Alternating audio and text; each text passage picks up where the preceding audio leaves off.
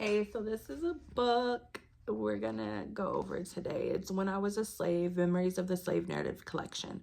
So this is like the slave narrative in written form. I did read a book similar to this. I think it was Worse for Women, um, earlier this year, I believe, I want to say.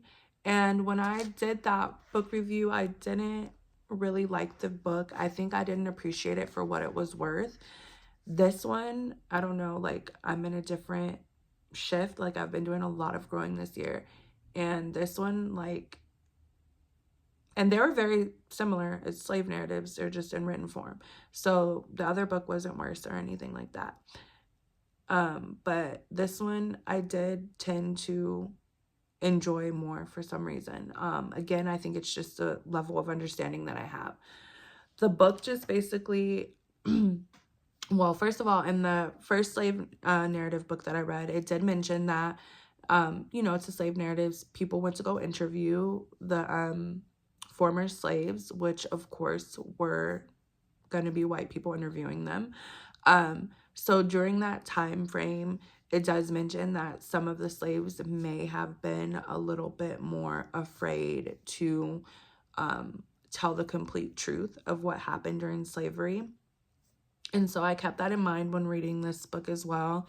And within doing so and really understanding that more, I could feel this book more. So I believe if I went back to read that other book, that I could enjoy it for more than it's worth, or more than I did the first time, which I think I kind of explained in the video, because it made me upset knowing that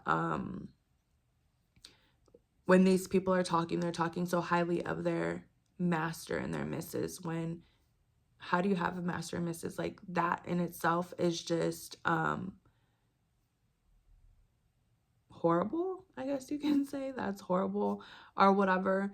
And so when they're saying like they were these good phenomenal people, it was like hard for me to believe. But looking at it from a psychological standpoint, which is what I should have did the first time, I can see why these people did that or felt that way.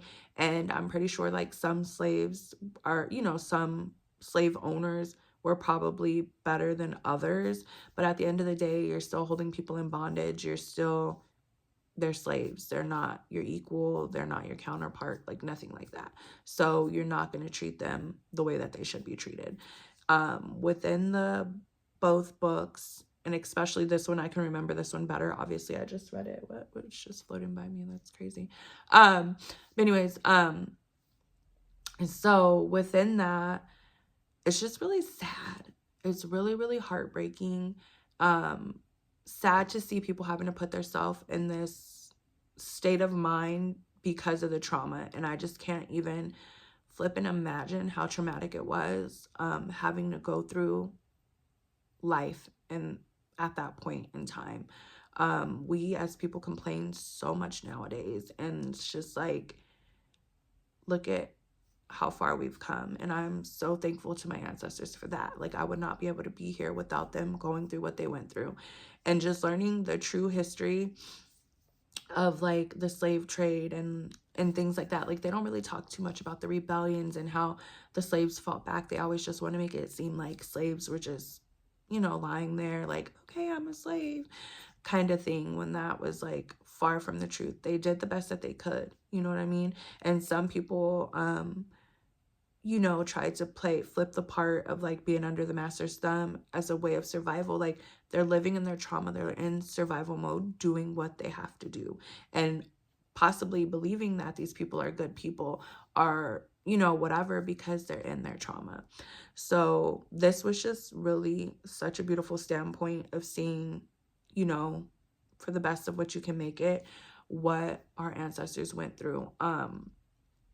Beyond that, just seeing like how grateful for they are for like the smallest things, like that we would just like might even turn our nose up at this point. And so that just grounds me back to like being appreciative of so many things. Like I'm like such a blessed person in my life, and for me it's just a reminder of like on certain things. Like I know for me, like no matter how much, if I was the richest person in the world, like I would not be buying these like name brand purses and things like that. Like, I don't know, that just like irritates me. Like, you could give that money to someone who is in need or whatever. Like, of course you work to have like luxuries and stuff, but to me luxuries are like maybe like a nice vacation, or, you know, doing stuff for your family that you wouldn't otherwise be able to do, and not buying a name on a purse. That just makes no sense. But anyways, so I'm just seeing like from where we started here in America to where we are now, and just appreciative of all the things that my ancestors endured and went through during slavery to this point, for me to be here and be able to do the things that I am doing here in my life, and for me to be able to teach and nurture and love on my children, and, you know, hope that they do even better than, you know, myself and my husband are doing in life. So this book is truly, truly highly recommended. And just remember, like, it's I don't know how like empathetic you are and stuff like that, but some stuff might just be a bit much, and it might take a while for you to go through the book to digest, you know, some of the stories and things that you hear. But for me, it wasn't like a bad thing. I am a sensitive person. I'm a crier, but it worked out for me. The book is only like 150 pages. It's like a whole bunch of different short stories from different people. They try to give their name, their age, whoever interviewed them, and where they were when they got interviewed. And so it was just interesting. Some people don't even really know their age because they were just property. And so it was a lot. And then they try to, you know, they're putting the words and speaking like, I don't know if it would be like the dialect or the tone, or I don't know. They're speaking like how how the people at the time spoke. And so that was really eye-opening for me too. And just like wondering on different things. And I know like when you hear back those videos, like their voices are so small and light, and I wonder if that has to do with like trauma and things like that, because sometimes we get stuck at such a young age within our trauma when it became like really traumatic for us.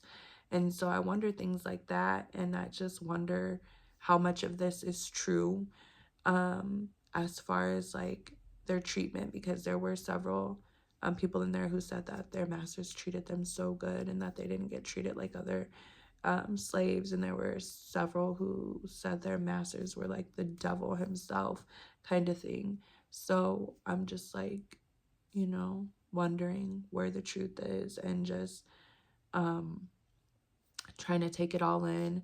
I literally just finished it this morning, and just trying to take everything all in, and you know, just respect their story and their life and things like that, and honor it, our ancestors, and not be ashamed of it. I think sometimes we tend to be ashamed and look at our people as weak, but that is so far from the truth, because real history doesn't teach the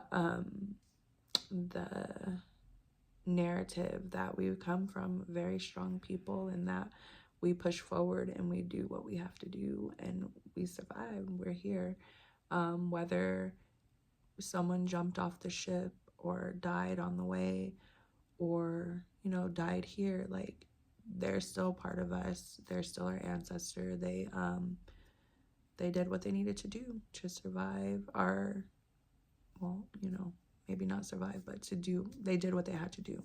They did what was best and what they thought was best. And so yeah, I would recommend this book to anyone who is on their journey and looking for more information. Until the next read. Bye.